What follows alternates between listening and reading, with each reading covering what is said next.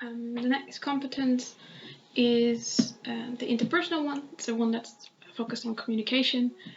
And the one I worked on the most this year, actually, is interpersonal competence is about interaction with pupils as well as with colleagues. And in the future, it will be about interaction with parents. And for the development of this competence this year, I focused on developing proper communication skills and trying to improve my social skills, because I was very confident in my language skills and my ability to get a message across clearly and understandably in the English language before I started ITES, and during ITES with the practice that we had in our daily lives, it just improved in a sense.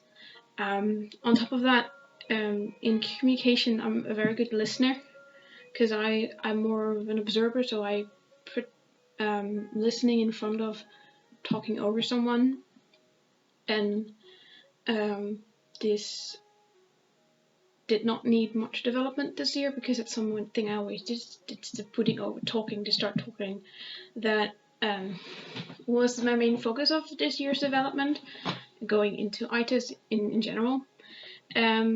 And communication-wise, I also think that non-verbally, like my hand gestures, which I use a lot when I'm comfortable and when I'm teaching as well. So non-verbally, my communication skills are also all right, if not okay.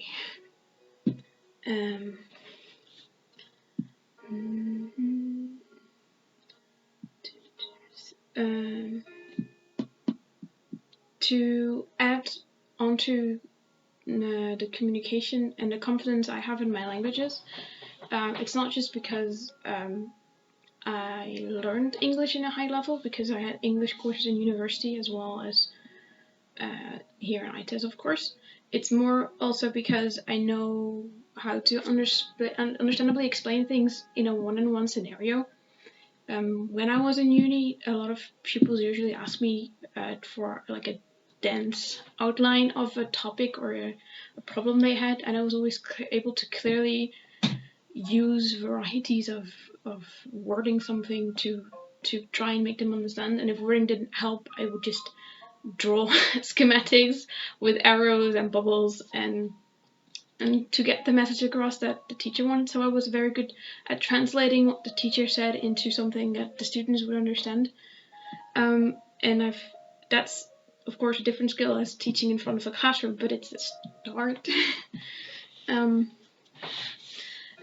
therefore, this development is not the one I'm focusing on. It's the personal development on this competence that I really need to work on, because I don't think I'm naturally a social person. I struggle with the nonsense talk of social interaction. Like, I don't need to know your opinion on the weather, because I have my own opinion on the weather, and having to say that it's nice weather out 10 times on the same day is not really something that I think is part of social interaction, but it's like, it is. So, to sum this up, my social skills are meager. And going into ITES, I had brought this up in my intake as well. The fact that I sometimes have a hard time starting new relationships and starting conversations in general. You could say it's because of anxiety, but I also just think that I just need to be more comfortable in a situation or with certain people in order for me to speak up first. I'm very good at reacting, so as soon as someone asks me personal questions about my life, I'm happy to share with you, and I'm happy to share with them. But me bringing up a topic to be discussed first is difficult, because I never know how someone is going to react, which is the entire crux of the matter, but it just holds me back a bit. And I knew this going into ITES, and teachers knew about it and already suggested, like, well, you know, teaching is a social profession. So, and I was like, yes, I'm working on it. And I've had a lot of confirmation outside of ITIS, like in my jobs and in my daily life, about people that like, how do you mean you're not social? You're just fine. I mean, yeah, but no, I'm fine with them because they're like the safe environment space. So when I go off on a rant about the treatment of Jewish people during the Second World War, they're not gonna think it's strange. They're thinking it's interesting. And I know I can do that with them because they know me and they know it's a thing to do and it's a way I communicate it. So when I got into ITIS, I really focused on finding ways for me to start conversation and finding ways for me to create relationships with my peers, with my colleagues in a sense. And because of the way the students in ITIS are, and the way that there is this open-minded environment, really made me feel accepted, and it really helped me gain confidence in the skills that I already possessed. And now no longer says I don't have any social skills. I still believe that they're not top-notch, but I do know that I can push past the insecurity of starting conversation and go for it. I also saw during the summer holidays in my job that I work as a bartender, just FYI, and the regulars really thought that I started speaking more this year, and that we had a lot of more in-depth conversation with each other, which was really fun to see. And like, yeah, that's something that I didn't do the year before, and that's literally because I gained confidence on my communication in ITIS. There were some setbacks though, because with the global pandemic happening and everyone being isolated as they were, I lost a lot of ties that I had, because most of the ways of communication I was comfortable was face to face.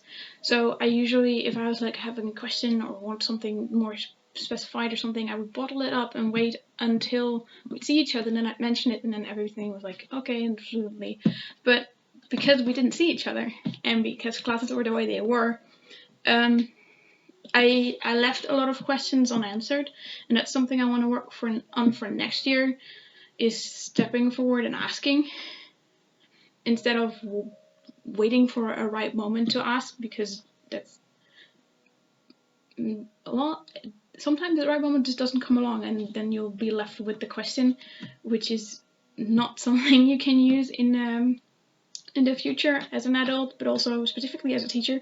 So you need to know, you need to have clarity, and you need to give clarity also. So yes, for next year, ask questions for next year, and working on that. I think that you can see the growth of my communication skills also in the micro teaching I did last year compared to the instruction I did this year. It's just more calm and more natural, I think, than in comparison.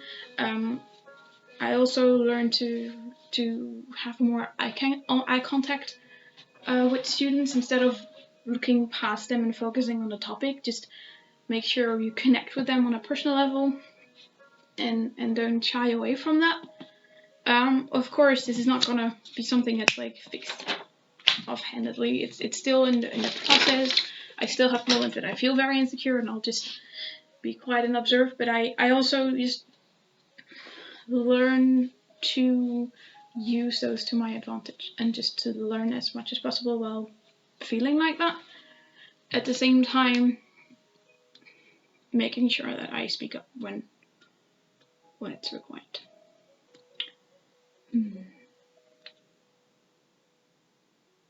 Is there anything else? Let me check my notes for a bit.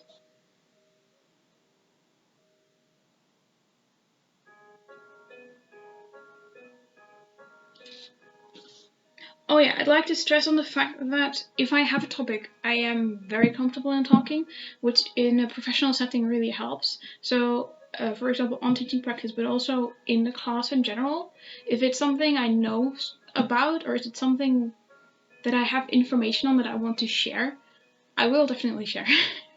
And I will share, I will talk for a long time, sometimes too quickly without articulation, and people will be like, Simone, calm down. But so in a professional setting, this leads to the fact that if I teach a topic that I'm confident on, teaching it will be easy in a sense that I just know a lot about it. I can explain from a variety of angles, and I can just teach, which makes my communication in a professional settings miles ahead of my communication in a personal environment. Yes, and then for next year, something I'm not too sure on and want to learn more about is also the confrontational aspect, calling people out in the classroom, and how to deal with conflicts between students in the class. I want to learn more about how to deal with those, on top of the fact that I want to learn how to ask questions better.